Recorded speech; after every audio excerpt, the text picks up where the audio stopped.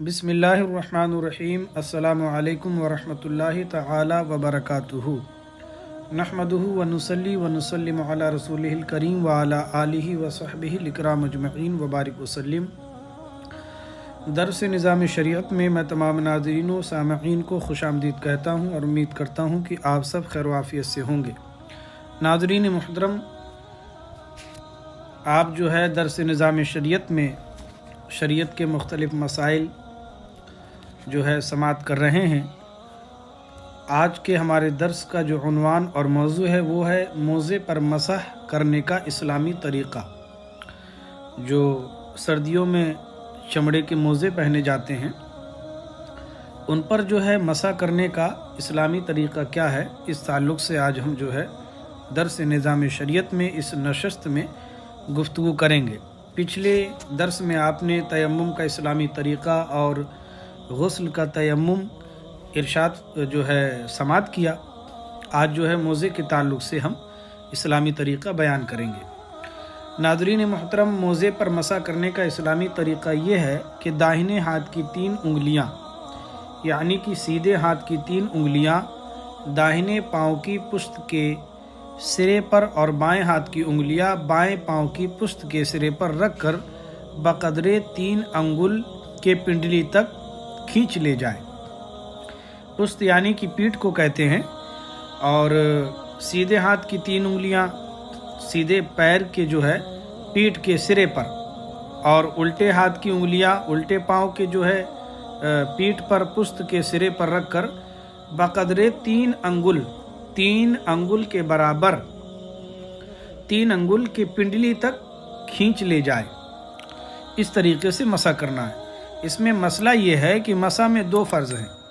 सबसे पहला फ़र्ज़ ये है कि हर मोज़ा का मसा हाथ की छोटी 3 उंगलियों के बराबर हो। सबसे पहला मसला ये है कि मोज़े पर मसा करने का, और फ़र्ज़ सबसे पहला ये है कि हर मोज़े का मसा हाथ की छोटी 3 उंगलियों के बराबर हो। दूसरा ये कि मोज़े की पीठ पर हो। दूसरा फ़र्ज़ ये कि मोज़े की पीठ पर होना चाहिए। अगर मसा 3 उंगलियों के बराबर न किया या पीठ पर न किया तो मसा न होगा। इसका ख्याल रखना है कि 3 उंगलियों के बराबर ही होना चाहिए। अगर मसा जो है 3 उंगलियों के बराबर न होगा तो फिर जो है वो मसा नहीं होगा। दूसरा मसला ये कि मसा करने के लिए चंद शर्तें हैं। पहली शर्त ये है कि मोज़े ऐसे हों कि टखने छुप जाएं। जो पैर के टखने होते हैं, पंजे के ऊपर जो हड्डी होती है उसको टखना कहते हैं। इस तरीके का मोज़ा पहनना चाहिए कि सबसे पहले वो ढक जाए। अगर 2-1 अंगुल कम हो जब भी मसा दुरुस्त है। अगर 2-1 अंगुल कम होगा तो भी मसा जो है दुरुस्त हो जाएगा, मगर एड़ी ना खुली हो। एड़ी ना खुली हो, एड़ी अगर खुली होगी तो फिर जो है मसा ना होगा। अब दूसरा जो है दूसरी शर्त ये है कि पाँव से चिपटा हो कि उसको पहनकर आसानी के साथ चल फिर सकें। इतना टाइट हो और पाँव से जो है ऐसा चिपका हो कि उसको पहन करके जो है आसानी से चला फिरा जा सके और कोई परेशानी ना आए। तीसरी शर्त ये है कि चमड़े का होना चाहिए, या सिर्फ जो उसका तलवा चमड़े का हो और बाकी किसी जो है दूसरी चीज़ का, जैसे कि मुच वगैरह। और हिंदुस्तान में जो अमूमन सूती या ऊनी मोज़े पहने जाते हैं उन पर मसा जायज़ नहीं है।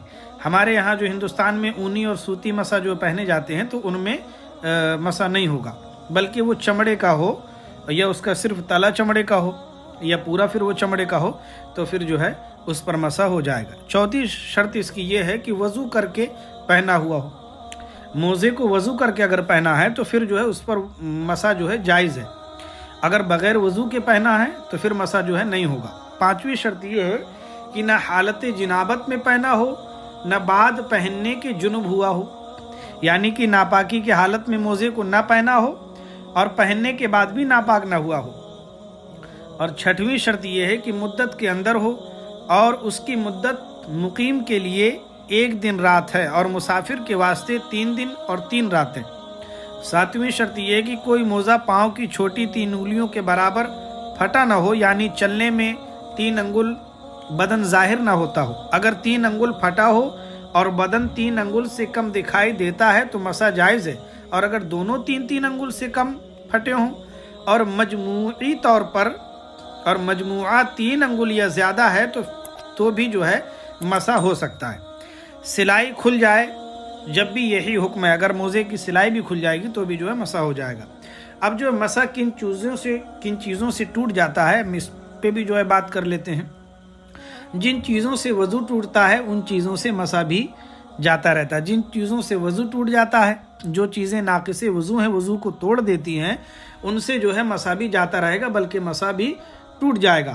اور مدت پوری ہو جانے سے بھی اور موزہ اتار دینے سے بھی اگرچہ ایک ہی اتارا ہو، یعنی کہ ہر طریقے سے جو ہے وہ مسح بھی جاتا رہے گا۔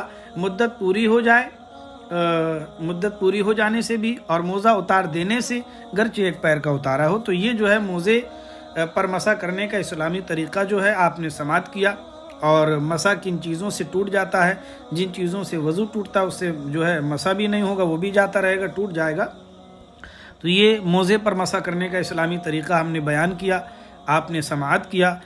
سردیوں کا موسم آ رہا ہے تو اس میں جو ہے موزہ پہنے جاتے ہیں، پھر اس میں مسح وضو کا مسئلہ ہوتا ہے، کہیں اتارنے کا مسئلہ ہوتا ہے، نہیں اتارنا تو اس میں مسح کرنے کا طریقہ کیا ہے یہ ہم نے بیان کیا۔ اللہ تبارک و تعالی ہم سب کو اور تمام صحیح سنی عقیدہ مسلمانوں کو شریعت پہ عمل کی توفیق عطا فرمائے۔ اللہ رب العزت ہم سب کو علم نافع خیر کثیر عطا فرمائے۔ اس درس کو خود سماعت کریں، اچھا لگے تو لائک اور شیئر کریں، اور اسے دوست احباب میں، رشتہ داروں میں خوب شیئر کریں۔ السلام علیکم ورحمۃ اللہ وبرکاتہ۔